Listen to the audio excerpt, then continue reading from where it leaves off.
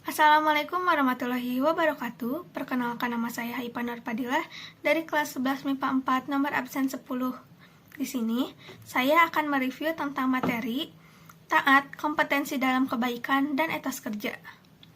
Taat memiliki arti tunduk kepada Allah, pemerintah, dan sebagainya, tidak berlaku curang dan atau setia.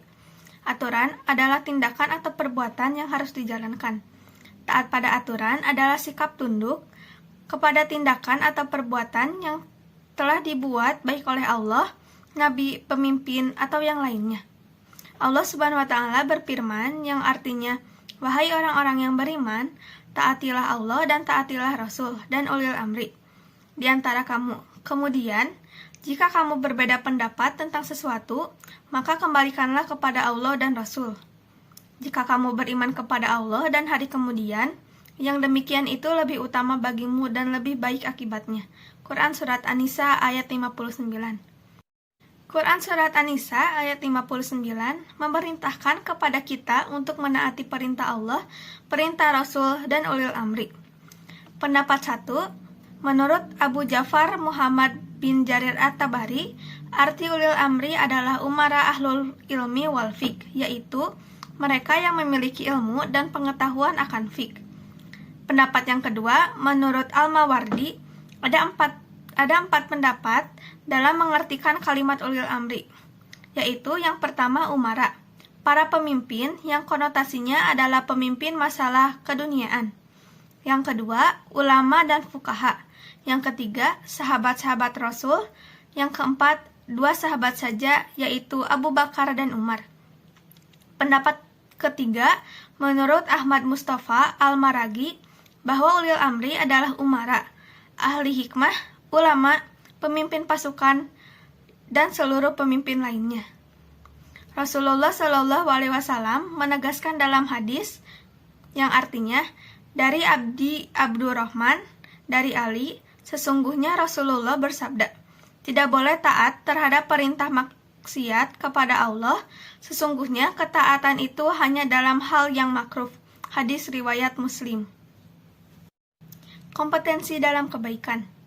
Pada Quran Surat Al-Maidah ayat 48, Allah Subhanahu wa Ta'ala menjelaskan bahwa setiap kaum diberikan aturan atau syariat. Syariat setiap kaum berbeda-beda sesuai dengan waktu dan keadaan hidupnya.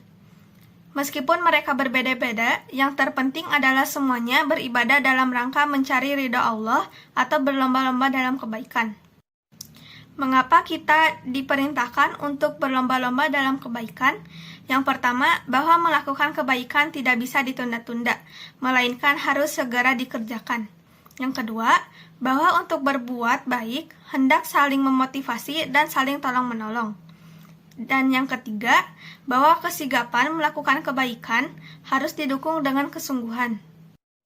Etos kerja. Quran Surat At-Taubah ayat 105 menjelaskan bahwa Allah Subhanahu wa Ta'ala memerintahkan kepada kita untuk semangat dalam melakukan amal soleh sebanyak-banyaknya. Allah Subhanahu wa Ta'ala akan melihat dan menilai amal-amal tersebut. Ayat di atas menjelaskan bahwa Allah Subhanahu wa Ta'ala memerintahkan kita untuk bekerja, dan Allah Subhanahu wa Ta'ala pasti membalas semua yang telah kita kerjakan. Hal yang perlu diperhatikan dalam ayat ini adalah penegasan Allah Subhanahu wa Ta'ala bahwa motivasi atau niat bekerja itu mestilah benar. Ayat ini pun berisi peringatan bahwa perbuatan mereka itu nantinya akan diperlihatkan kepada Rasul dan kaum muslimin lainnya kelak di hari kiamat. Artinya, dari Mikdam radhiyallahu anhu dari Nabi Shallallahu Alaihi Wasallam bersabda, tidak seorang pun yang makan lebih baik daripada makan hasil usahanya sendiri. Sungguh Nabi Daud alaihissalam makan hasil usahanya. Hadis riwayat Bukhari. Sekian review materi yang dapat saya sampaikan. Mohon maaf apabila ada kesalahan. Wassalamualaikum warahmatullahi wabarakatuh.